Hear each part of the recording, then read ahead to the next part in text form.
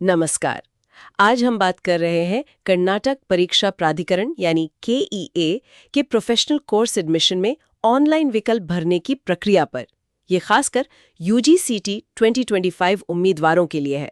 हमारे पास केईए का official bulletin है और हमारी कोशिश रहेगी कि इस पूरी प्रक्रिया को थोड़ा आसान बना दें।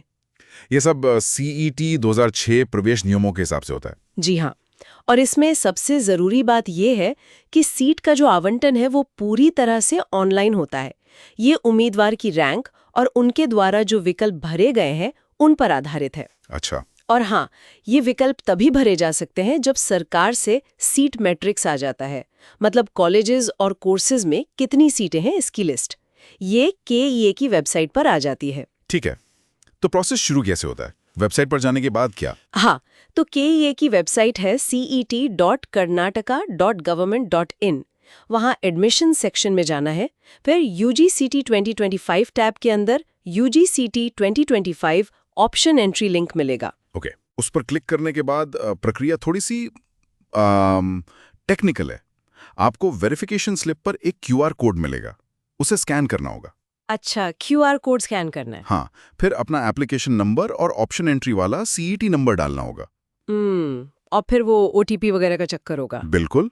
आपके रजिस्टर्ड मोबाइल पर एक ओटीपी आएगा, वो एंटर करना है, और इसके बाद एक फेस रिकॉग्निशन स्टेप भी डाला गया है इस बार। फेस रिकॉग्निशन सिक्योरिटी के लिए? हाँ, मतलब ये पक्का करने के लिए कि सही उम्मीदवार ही लॉगिन कर रहा है। एक एक्स्ट्रा सिक्योरिटी लेयर है, समझ गई। लॉगिन हो गया, उसके बाद पेमेंट। हाँ, फिर सभी उम्मीदवारों को, चाहे वो किसी भी श्रेणी के हों, 750 रुपए का ऑनलाइन भुगतान करना होता है पेमेंट गेटवे के जरिए। ये फीस किस लिए होती है? ये बेसिकली प्रक्रिया में शामिल होने की पुष्टि जैसा है। खैर, जब भुगतान कंफर्म हो जाता है उसके बाद ही कैंडिडेट्स ऑप्शन एंट्री का लिंक एक्टिव होता है। अच्छा, केईए इस बात पर बहुत जोर दे रहा है कि सीधे ऑनलाइन भरने से पहले घर पर तैयारी जरूरी है, गलतियों से बचने के लिए। इसमें क्या खास है? ये तो नॉर्मल सलाह लगती है। नहीं, ये असल में बहुत जरूरी सलाह है। देखिए, ज्यादातर गड़बड़ ना जल्दबाजी में होती है। तैयारी का मतलब है कि आप पहले से रिसर्च करें, कॉलेज के पोर्टल्स देखें, कोर्स क्या हैं, सुविधाएं, फैकल्टी कैसी है, हॉस्टल है या नहीं, घर से दूरी कितनी है, ये सब चीजें।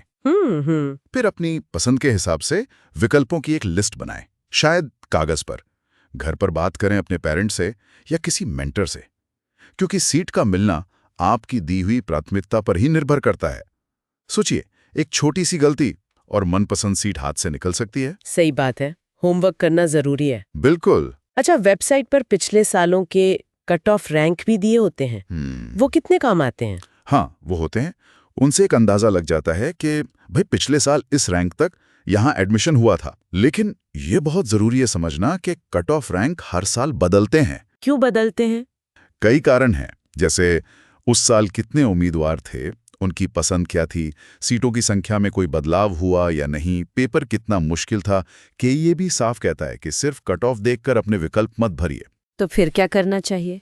अपनी रुचि को प्राथमिकता दें। आपको जो कॉलेज या कोर्स पसंद है उसे ऊपर रखें, भले ही पिछले साल का कट ऑफ कुछ और कह रहा हो। जरूरी ये है कि आपने अपनी पसंद के सभी जरूरी विकल्प शामिल किए हों और उन्हें सही प्राथमिकता दी हो। ठीक है, अब मान लीजिए पैनल खुल गया ऑप्शन एंट्री का, उसमें क्या दिखेगा? पैनल में वो सारे विषय मतलब डिसिप्लिन्स दिखेंगे जिनके लिए आप योग्य हैं। इंजीनियरिंग, मेडिकल, आर्किटेक्चर, जो भी। आपको पहले विषय चुनना है। ओके।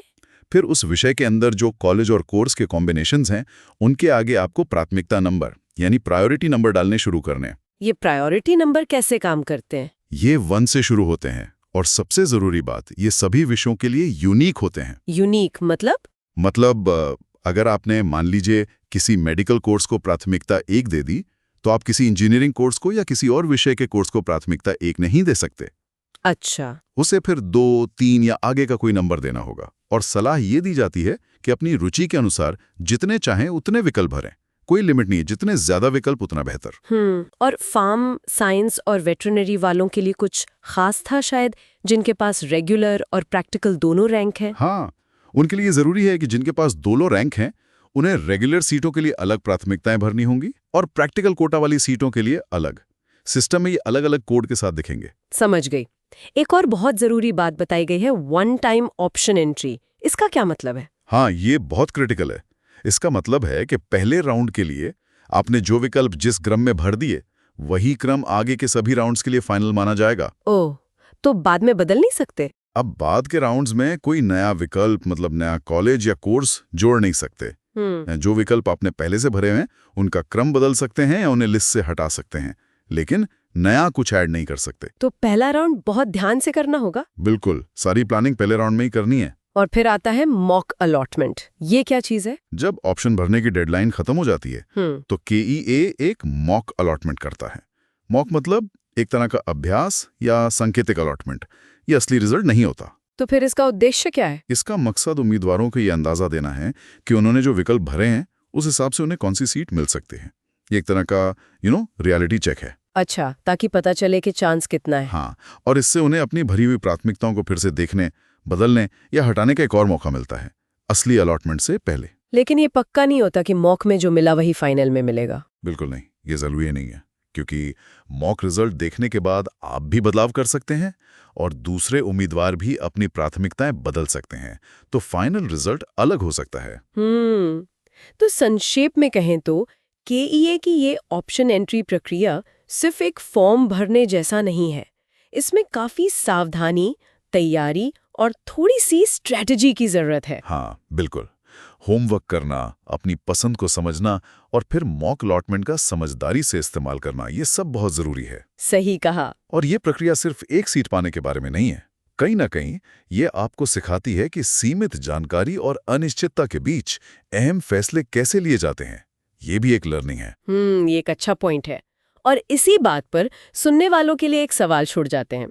रैंक और कॉलेज की इस दौड़ से हटकर अगर सोचें तो ये जो पूरी जटिल प्रक्रिया है निर्णय लेने की, ये आपको अनजाने में ऐसा कौन सा व्यक्तिगत कौशल या मूल्य सिखा रही है जिस पर शायद आपने पहले ध्यान ना दिया हो। सोचिएगा जरूर।